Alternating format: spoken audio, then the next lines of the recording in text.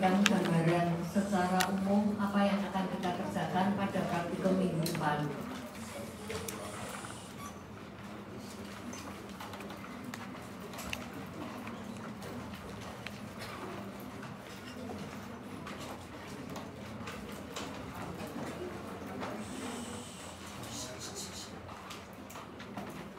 Ya, besok kita akan ngecat BTA ya, bakteri tahan asam, dan pengecatannya namanya adalah pengecatan ZN atau sel Nielsen. Nah, gambaran umum dari Mycobacterium adalah sebagai berikut. Ukurannya adalah 0,2 sampai 0,4 mikrometer. Non-motil, ya. Kemudian obligat aerob dan tidak membentuk spora. Obligat aerob artinya, ini di satu saya sudah. Obligat aerob artinya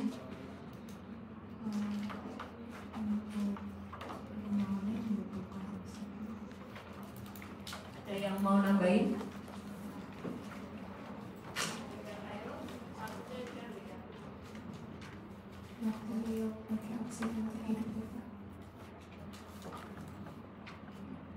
Butuh oksigen, tapi kalau ada CO2 mati enggak? Yang namanya obligat aerob, satu sel ini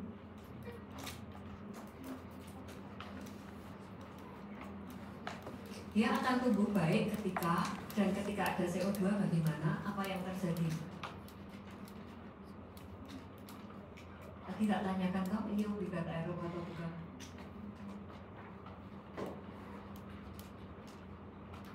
Jangan dilupakan ya, jangan bilang aku nggak butuh karena besok aku mau jadi dokter praktek, dokter di klinik. Oke, kamu mau jelaskan sama pasienmu kalau ketemu pasien TB. Baik, dibaca lagi ya. Ini saya harus ngajar di blok 1C. Dinding sel terdiri dari peptidoglikan sama dengan organisme gram positif. Tetapi yang khas dari bakteri ini adalah pada dinding selnya mengandung satu rantai asam yang panjang atau long chain fatty acid yang namanya asam mikolat dan merupakan 60% komponen dinding sel dari bakteri ini. Ketika ada kata ini, karena bahasan kita adalah Mycobacterium, ya Mycobacterium yang dimaksudkan. Ya, tidak usah memperdebatkan bahwa katanya ini kan bisa siapa saja, tidak usah debat-debat seperti itu. Topik kita Mycobacterium, ya ini Mycobacterium, ya. Jadi dinding selnya itu terdiri dari peptidoglikan sehingga nanti kalau dicat gram akan gram positif, ya. Nah, untuk membedakan kita akan ngecatnya dengan ZN ini. Ceritanya seperti itu. Dinding selnya komponen khususnya adalah asam mikolat yang merupakan rantai asam panjang atau long chain fatty acid, dan 60% dari dinding sel ini asam mikolat tersebut. Nah, skemanya seperti ini, sama seperti gram. Kalau yang bentuknya kayak gini, ini gram apa rata-rata? Yang bentuk ini nggak benar-benar batang ya, rod bentuknya. Ujungnya agak belok gitu. Rata-rata gram negatif adalah bentuk batang, tetapi ini rod gram positif, rod shape, ujungnya agak belok begitu. Ya, punya banyak pili dan juga punya flagella untuk alat geraknya. Ya. Yang khas adalah dinding selnya yang terdiri dari asam mikolat. Ya. Terus itu gambar yang sebelah kiri itu ketika dicat ZN seperti itu. Ya. Need oksigen, strict aerob itu tadi yang namanya obligat. Ya.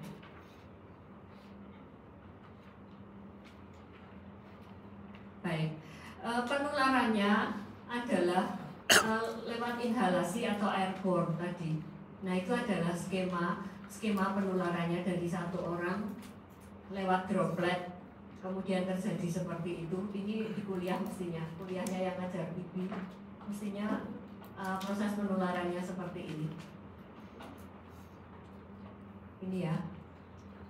Terus kemudian media yang dipakai secara yang khas adalah Lowenstein-Janssen medium atau LJ. Komposisinya terdiri dari malakit green, gliserol, asparagine, kemudian potato starch, kemudian telur. Di sini adalah kas, ada telurnya ya. Kemudian mineral salt solution seperti itu. Ya, warnanya hijau itu sebelum Mycobacteriumnya tumbuh. Setelah Mycobacteriumnya tumbuh membentuk kekuningan ya, koloni kekuningan, dan sebagian besar adalah slow growing. Kalau bakteri lain 24 jam kita sudah bisa amati. Kalau Mycobacterium itu 3-5 hari baru bisa kita amati pada media LG ini. Nah, yang khas dari media ini adalah adanya penisilin dan nalidixic acid menggambar pertumbuhan gram positif dan gram negatif lainnya. Penisilin itu antibiotik sudah ya, kuliahnya antibiotik sudah kan. Penisilin itu kenapa dipakai di sini? Padahal antibakteri loh itu. Sifatnya apa? Penisilin itu. Ini membunuh bakteri yang lain, tapi Mycobacterium nggak akan mati. Artinya penisilin itu spektrumnya apa? Iya kah? Penisilin itu broad spectrum atau narrow spectrum? Nah, jangan ini, yang jangan coba-coba. Dalam artian yakin. Nah, malachite green dicari ya nanti. Saya nggak ngajar farmakologi. Malachite green akan menggambar pertumbuhan bakteri lain juga. Ya, malachite green yang membuat warnanya menjadi hijau kebiruan seperti kulit telur bebek. Ya. Kemudian gliserol ini adalah kayak vitaminnya. Dia akan meningkatkan pertumbuhan Mycobacterium tuberculosis.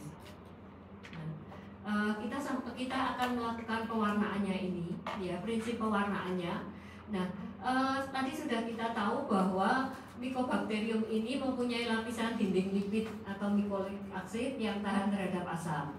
Nah, kemudian pada pemecatan ini berbeda dengan gram adalah harus dipanaskan. Proses pemanasan mempermudah masuknya karbonfusin ke dalam dinding sel. Inilah nanti yang membuat warnanya jadi merah, karbonfusinnya. Dinding sel tetap mengikat karbonfusin walaupun didekolorisasi dengan asam alkohol. Ya, nanti ZNB itu adalah asam alkohol untuk dekolorisasi. Jadi untuk melunturkan zatnya pertama. Nah, bahan pemeriksaannya adalah dahak atau sputum. Nah, dahak atau sputum ini bukan saliva ya, beda dengan saliva. Jadi pasiennya harus batuk, dibatukkan dan ditampung pada pot. Merupakan sekret yang dibatukkan dan berasal dari bronkus, bukan bahan yang berasal dari tenggorokan, hidung atau mulut, sehingga dalam pengujian BTA tidak diperoleh bakteri tahan asam yang diinginkan. Hati-hati, pasiennya batuk tapi yang keluar adalah salivanya. Harus benar-benar sekret dari bronkus. Ya. Nanti kalian nggak usah mengumpulkan dahak, ya, terlalu berbahaya. Nanti kami yang menyiapkan. Ya. Kita tidak akan pakai Mycobacterium TB karena terlalu berbahaya. Kita akan pakai Mycobacterium yang lain yang non patogen, tetapi tetap saja hati-hati. Ada apa nak? Ada apa kok ketawa? Tolong saya diberitahu ya kalau saya salah. Ya, barangkali saya salah menjelaskan, tolong saya diberitahu. Tolong perhatikan ke sini. Ya, ketika kamu memperhatikan, saya itu membantu kalian untuk belajar, nyicil belajar gitu loh. Sebetulnya saya nggak perlu mengingatkan seperti ini ya, karena ini kebutuhanmu bukan kebutuhan saya. Saya sudah belajar lebih dulu. Ya, kenapa ini menjadi penting? Karena negara kita itu masih juara dalam pasien TB, nomor 4 di dunia dalam kasus TB-nya. Dan TB sekarang MDR, hati-hati. TB yang ditemukan sekarang TB MDR. Dan kalian besok dokter layanan primer pasti akan masuk puskesmas. Nah, tolong perhatikan. Ketika kita menjumpai pasien dengan ciri-ciri TB, batuk, jangka waktunya lama, batuknya malam menjelang pagi, terus kemudian badannya makin kurus dan seterusnya, ya, ciri-ciri TB. Nah, kita harus memeriksa sputumnya. ya. Pemeriksaan sputum dilakukan berapa kali? Diambil berapa kali sputumnya? 3 kali. Oke, yang satu sewaktu pagi, sewaktu. Oke, ya. Itu prinsip ya. Kemudian yang dapat dinyatakan positif bila ditemukan bakteri berwarna merah dan berbentuk batang. Sedangkan BTA yang negatif apabila tidak ditemukannya bakteri merah dan yang terlihat hanya bakteri dengan warna biru berbentuk batang. Besok dilihat dapat enggak di lab. Nah, ini adalah contohnya, bukan contoh, prosedur ya, prosedur dari pengecatan ZN. Kalau menurut textbook pemanasannya berbeda. Ini di textbook yang saya ambil pemanasannya tidak langsung, jadi pakai air, kemudian preparatnya ditaruh di atas bekernya gitu ya. Tapi besok kita akan pakai pemanasan langsung. Jadi bunsen kita taruh di rak dan di atas. Kalau ingat waktu ngecat gram, raknya itu ya, tapi bawahnya kita kasih bunsen. Gitu.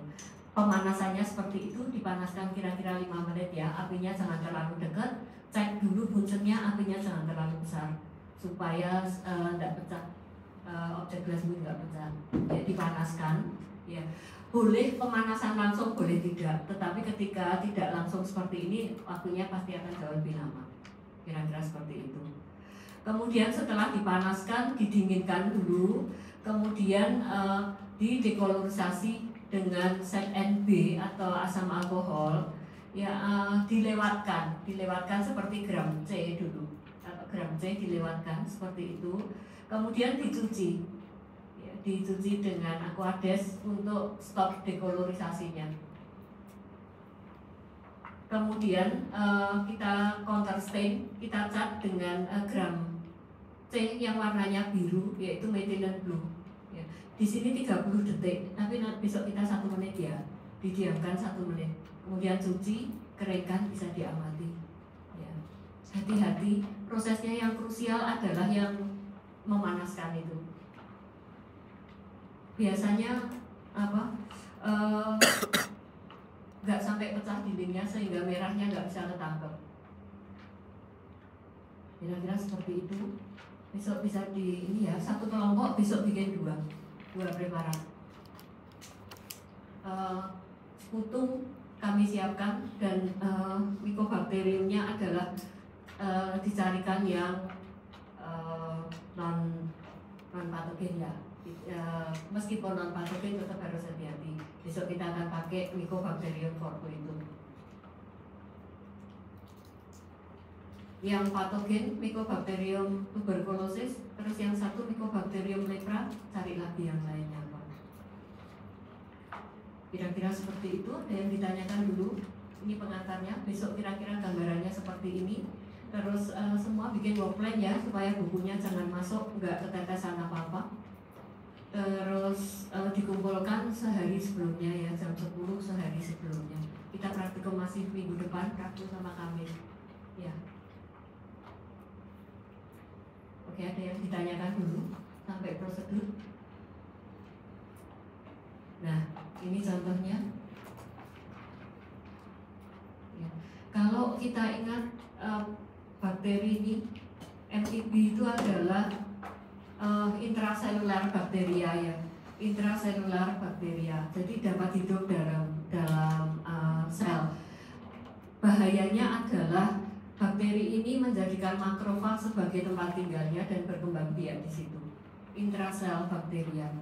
Ya, bakteri yang gram positif seperti itu merah, terus yang negatif batang-batang biru kayak gitu. Nah, kalau dalam pemotretan SEM, scanning elektron mikroskopi ya kelihatan seperti itu. Itu berbesaran 5.000. SEM itu sampai 10.000 ya. Tapi pada berbesaran 5.000 kelihatan seperti itu. Ya, kalau yang biasanya kita pakai paling besar 1.000 ya, pakai mikroskop kita. SEM kita bisa 5.000. Kalau kita pengen lihat biofilmnya 3.000 cukup, karena kita mau tangkap matriksnya juga. Tetapi kalau kita hanya mau lihat bakterinya 5.000 yang paling cukup jelas lah. Besar lagi biasanya pecah, nggak jelas ya. Kalau SEM kita cuma bisa melihat bentuk 3 dimensinya ya, kita nggak bisa melihat ke dalamnya, ke dalam selnya gitu. saya memberi tugas untuk membaca dan memahami media untuk pertumbuhannya. Cari lagi selain ada ini, karena kuliahnya Mycobacterium itu nggak ada. Ya kuliahnya secara khusus, kamu hanya diberikan praktikum. Jadi untuk memahami lebih jauh, tolong ini. Nanti saya kasih satu paper yang akan membantu. Tetapi kira-kira topiknya ini ya, memahami media untuk pertumbuhannya. Ada apa saja selain LG yang khusus. Kemudian dari Mycobacterium itu karakteristik dan faktor virulensinya itu apanya? Ya. Kemudian patogenesis Mycobacterium seperti apa, proses penularannya, dan kemudian yang penting kasusnya sekarang yang tren adalah TB-MDR, multi drug resistance. Kalau sudah ketemu pasien ini terus piye gitu, terus gimana? Itu ya kamu perlu tahu. Persiapan sebentar lagi dalam waktu dekat kan koas ya. Sebentar lagi ya KKN dulu. Ya, KKN dulu ya, di lapangan ketemu. Nanti kalau kamu di puskesmas ya. Hati-hati kalau dibilang TB-MDR, tetapi bukan berarti ada TB-MDR kita nggak mau merawat loh ya. Tetap bisa dengan APD yang sesuai standar. Ya makanya dibaca MDR itu kayak apa. Yang dalam waktu dekat kamu akan ketemu masyarakat adalah KKN. Ya, kamu lihat pasien batuk, hati-hati. Tetapi tetap didekati, ditanyakan sudah pernah cek belum, kirim pemeriksaan sekutu. Gitu ya. Oke. Terus kemudian diagnosis banding dan prosedur laboratorium pasien TB, salah satunya tadi kan pengecatan ZN. Pengecatan ZN ini untuk dokter umum kompetensinya 4. Di puskesmas itu kami kerjakan. Ya, kalau ada pasien diduga TB, kemudian BTA-nya itu dikirim ke lab dan dicat. Di puskesmas labnya kerjakan ini. Oke, itu yang bisa saya sampaikan pada pagi hari ini. Ada yang mau ditanyakan? Silakan. Sudah? Gak ada. Siap ya, kita praktikum minggu depan. Semuanya APD jangan lupa, handscoon, masker, kemudian jas lab. Ya. Saran saya setelah praktikum ini, meskipun itu non ini ya, non patogen, tetap aja jas labnya dicuci. Ya. Video. Jangan dipakai 2 minggu tidak dicuci setelah praktikum ini. Oke. Nggak usah ketakutan, nggak apa-apa ya. Yang penting adalah kita itu sehat dan secara prosedur kita benar. Kalau masuk lab dulu ya, zaman katanya dokter Hendy, dokter Hardio itu saya meriksa kuku loh. Ya masuk lab kukunya saya lihat. Nah kenapa kamu nanti di kukumu kena agar, kena apa, bawa pulang. Jadi nanti gunaan sendiri, di kukunya dipendekin dulu semua. Jangan bawa pulang Mycobacterium. Besok sudah saya sediakan langsung pada sekutumnya, jadi kamu nggak usah ngerok macam-macam. Itu nanti papernya diupload Mbak Nia di MST ya, paper yang media itu ada susah sih, tapi saya punya, nanti kalian baca ya untuk nambah ini. Jadi besok misalnya saya kepengen nanyakan ini di responsi, kamu tahu ya karena sudah tak kasih tugas. Kasih kunci apa aja yang kira-kira ini kamu perlu tahu gitu loh, soalnya kuliahnya nggak ada ya. Oke, itu Mbak Niana ada yang mau disampaikan nggak? Habis ya. Oke, itu yang bisa saya sampaikan. Terima kasih semuanya ya. Kita usahakan untuk tepat waktu ya, karena waktunya kan strict banget. Ketika kita di akhir punya waktu sedikit gini, kamu bisa pakai untuk keperluan pribadi. Mau makan dulu, mau apa, silakan. Ya, yuk kita tutup.